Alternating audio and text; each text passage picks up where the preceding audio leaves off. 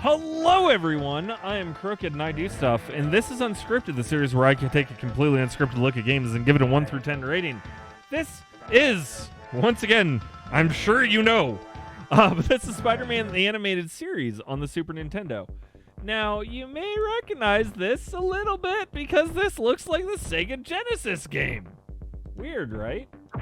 Except this one's not completely terrible. Okay, that's a lie. It's pretty bad, but I don't think it's as bad. So Spider-Man. We all know Spidey. He's the guy that web slings and does stuff. The problem is, in this game, it's not great. I didn't really like this game much as a kid, but it was Spider-Man, so I used to play it as much as I could. As an adult, it's not as bad as I remembered it being. It doesn't play super well,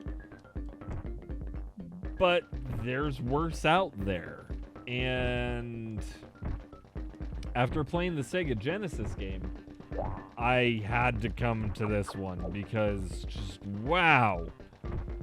With the Sega Genesis game, it's almost like they designed it trying to be this, but then decided, nah, let's just not.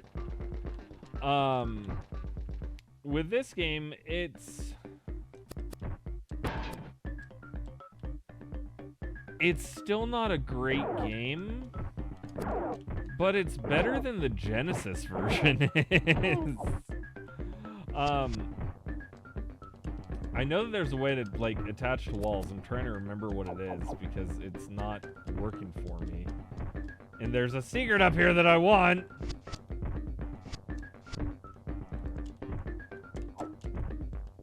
I don't remember how to attach to walls. Oh, yeah, and there's different powers with the Fantastic Four, so that's something else in this. Oh, it has the stupid guys too.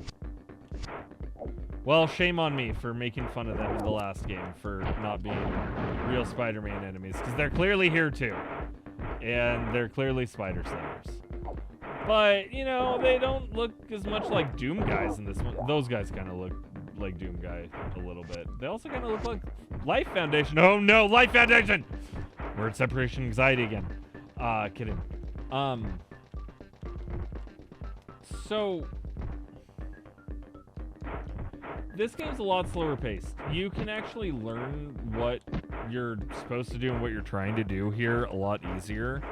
And you can get through it easier because when you die, it doesn't just take you back to the very beginning of the level. You can also see that these guys aren't like Doom guys. They're robots that were clearly made to mess up Spider-Man. I just messed up by not getting that, so now I get to make it through all of this again, and the Bunsen burners of Doom, and probably get to go fight that sword guy again. But overall, like, this one's not that bad.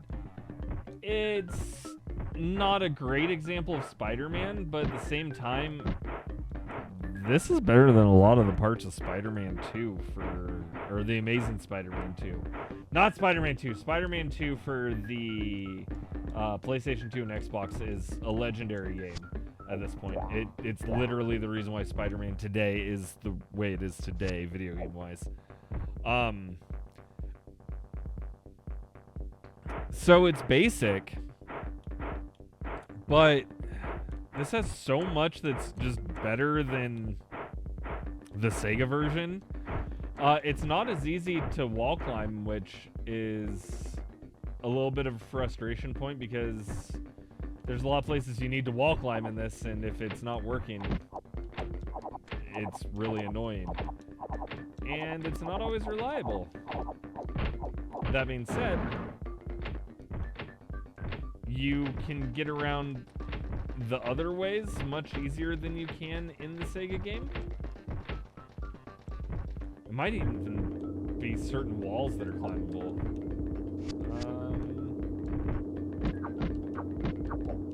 So this is that same enemy in like the same exact room as the last game, but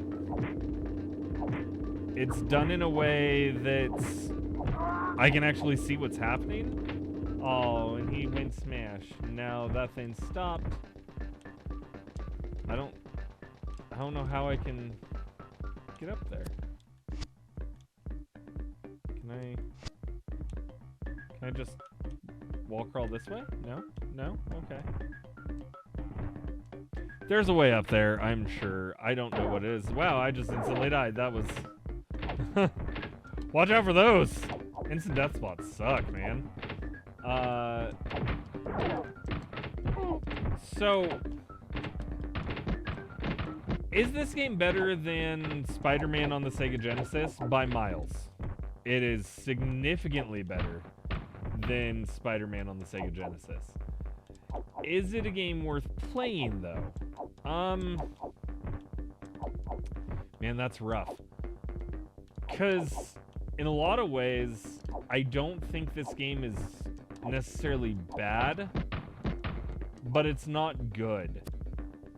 If you're a fan of Spider-Man and you haven't played this game, I would highly recommend that you check it out because the game is worth checking out.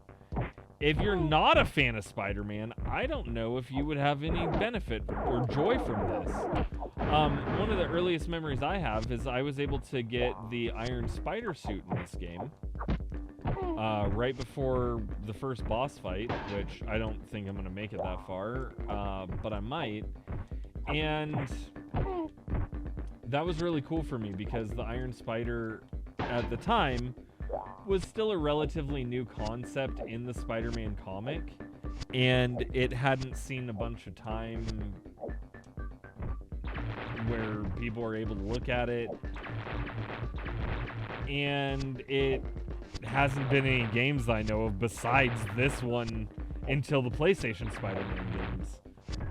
So it became one of the first instances that I'm aware of actually being able to get a different Spider-Man suit in a Spider-Man game, which is a really, really big deal.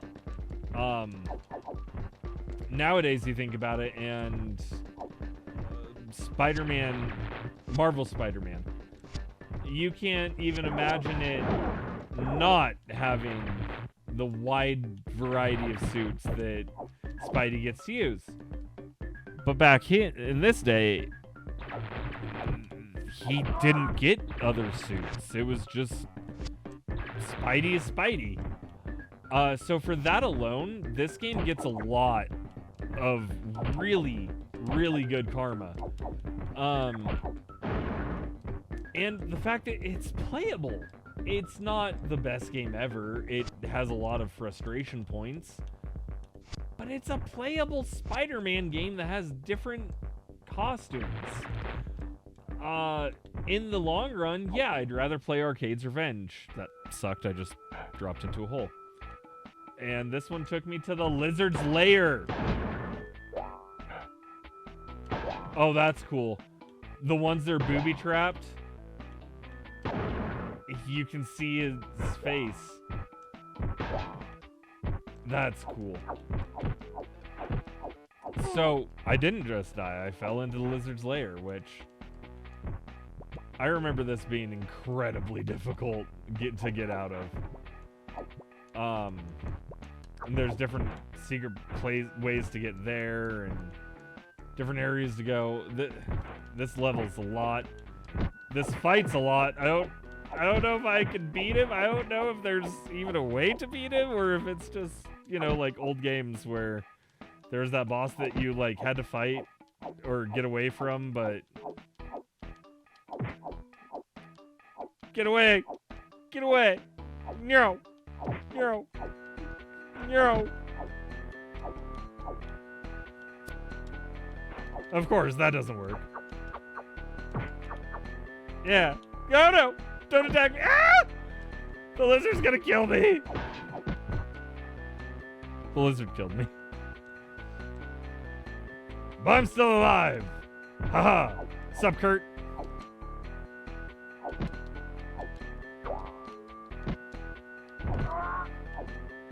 Oh, I beat him. Okay, cool. Oh god, he's back! Oh no! Oh no! Keep me away from the lizard. I don't want to fight him anymore. He's chasing me. Oh no! Stay away, Kurt. I don't want to be your friend. We're not friends. We're frenemies. Stay away, Kurt. Oh gosh. So, yeah, this is Spider-Man. This game is a lot better than the Sega Genesis game. That being said, is it a perfect game? Absolutely not. Is it a decent game? Debatable. Can it be a fun time though? Yeah, it can. It's just not the best game ever, and it shouldn't be treated that way. Overall, for a score, I'm gonna give it a 5 out of 5 because it's very divisive. It's, again, if you're a Spider-Man fan, you're gonna love it. Otherwise, you're not at all. When I continue, it starts me back off in the lab because this is where I was supposed to be. But it's a forgiving game, and it can be fun. It's just I don't think you're gonna like it if you're not a Spider-Man fan. But if you like this video, go ahead and hit that like button. Hit the subscribe button so you never miss an episode of Unscripted. Hit that notification bell so that way you'll be notified whenever a new episode of Unscripted does come out. And if you want to support the channel a little bit further, you can always check out the Patreon, my Patreon. Link is in the description down below. And other than that, I do want to thank you for watching Unscripted, and I will see you on the next episode. Bye!